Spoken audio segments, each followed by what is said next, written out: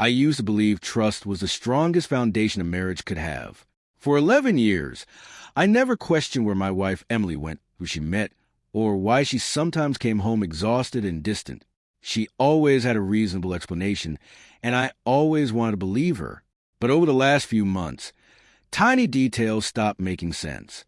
She guarded her phone like it contained state secrets, took mysterious calls outside, and suddenly developed work emergencies almost every weekend. Friends told me I was imagining things, but my instincts refused to stay quiet. One rainy Tuesday morning, I made a decision that would completely change my life. I would follow my wife for just one day. Emily kissed me goodbye as if everything was perfectly normal. She smiled warmly, grabbed her coffee, and drove away toward the downtown business district. I waited exactly 5 minutes before getting into my own car and following at a safe distance. At first, nothing seemed unusual. She stopped at a cafe, picked up breakfast, and continued toward the office building where she had worked for nearly 6 years. But instead of parking in her usual spot, she drove straight past the office without slowing down. My heartbeat quickened. She headed toward the opposite side of the city, somewhere she had never mentioned before. Every turn she made increased the weight pressing against my chest. Nearly 40 minutes later, Emily pulled into the parking lot of an old brick building hidden behind rows of warehouses.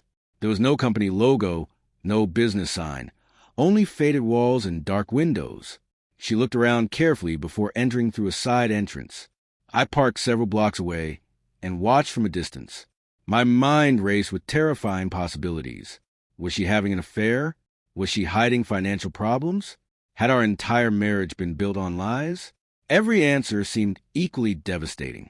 Yet something about the building didn't fit the story I had imagined. There were no luxury cars, no romantic atmosphere, just silence and secrecy. After almost an hour, a black SUV arrived. A tall man stepped out carrying several large boxes. Emily greeted him with a brief hug before helping carry everything inside.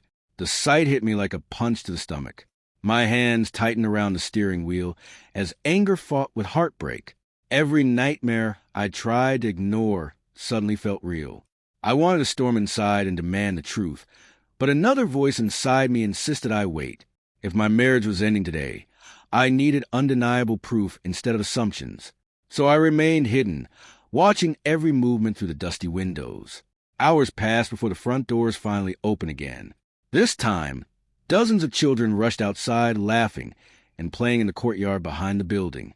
Emily followed them carrying bags filled with books, toys, and food supplies. My confusion replaced my anger. The mysterious man wasn't holding her hand or acting like a secret lover. Instead, he organized volunteers while Emily knelt beside frightened children, comforting them with genuine kindness. I couldn't understand what I was seeing. This wasn't an affair. It was something completely different, something she had deliberately hidden from me. Determined to uncover the full truth, I quietly approached the building after everyone had moved into backyard. Through an open hallway, I noticed walls decorated with colorful drawings and handwritten thank you notes. One sign caught my attention immediately: Safe Haven Youth Center. Another volunteer noticed me standing there and smiled politely. Assuming I was new, she explained that the center helped children escaping abusive homes and provided emergency shelter, meals, education, and counseling. Emily, she proudly added, had been volunteering there every evening and every weekend for nearly 8 months without missing a single shift. Her words left me speechless. 8 months. During those same months, I had silently accused my wife of betrayal, while she spent countless hours helping children rebuild their lives. But one question still haunted me. Why had she hidden something so admirable? Why invent overtime, business meetings, and conferences instead of simply telling me the truth? The answer arrived sooner than expected. While sorting donated clothes, Emily quietly told another volunteer that she couldn't let her husband know because she was organizing something special for our family and didn't want anyone accidentally revealing the surprise before it was ready. I remained hidden as Emily explained that years earlier, after losing our unborn daughter, she had fallen into a deep depression. Helping children who desperately needed love had slowly healed the wounds she rarely spoke about. She admitted she hadn't told me because she feared reopening painful memories we had both tried to bury. Instead, she wanted to wait until everything was ready. The center was preparing a permanent mentorship program, and she hoped we would volunteer together as a couple on our anniversary. She wanted it to become the beginning of a happier chapter for both of us. Shame washed over me with crushing force. While Emily had been carrying invisible emotional scars and helping vulnerable children, I had spent weeks convincing myself she was cheating. My suspicions suddenly felt selfish and unfair. Yet I couldn't simply walk away pretending none of this had happened. I had followed her, invaded her privacy, and allowed doubt to poison my judgment. The hardest part still lay ahead, telling her the truth about what I had done and accepting whatever consequences followed. My legs felt heavier with every step as I approached the courtyard where she stood talking with the children. When Emily turned and saw me, her smile disappeared instantly. Shock filled her eyes, followed by fear. For several long seconds, neither of us spoke. Finally, I admitted everything. I confessed that I had followed her because I believed she was hiding another man.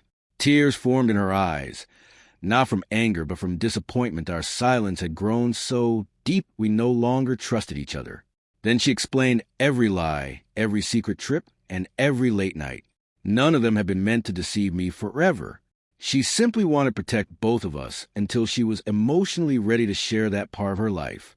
We spent hours talking honestly for the first time in years. We discussed our grief, our fears, and the distance that had quietly grown between us after our heartbreaking loss. Emily admitted she should have trusted me enough to tell the truth. I admitted I should have asked difficult questions instead of secretly investigating the woman I loved. Neither of us was completely innocent, but neither of us had stopped loving the other. Sometimes marriages don't collapse because of betrayal. They weaken because two people stop sharing the pain they carry inside. 1 month later, we returned to the youth center together. Instead of following my wife from a distance, I walked beside her through the front entrance. The children welcomed us with bright smiles, and the volunteers treated us like family. Together we organized reading sessions, repaired classrooms, and helped prepare meals. Every weekend became another reminder that trust isn't built by never making mistakes. It's built by having the courage to face them honestly. The building I once believed held the end of my marriage became the place where our relationship slowly began to heal. Looking back, I still remember the fear I felt when I decided to follow my wife that rainy morning. I expected to uncover betrayal, lies, and heartbreak. Instead, I discovered something even more important. The hidden battles people fight are often invisible, even to those who love them most. Suspicion nearly destroyed the very relationship I was trying to protect. The greatest secret my wife never wanted me to know wasn't another man. It was the quiet mission that helped heal her broken heart. And by finally uncovering it, I didn't lose my marriage. I found a stronger one than I ever imagined possible.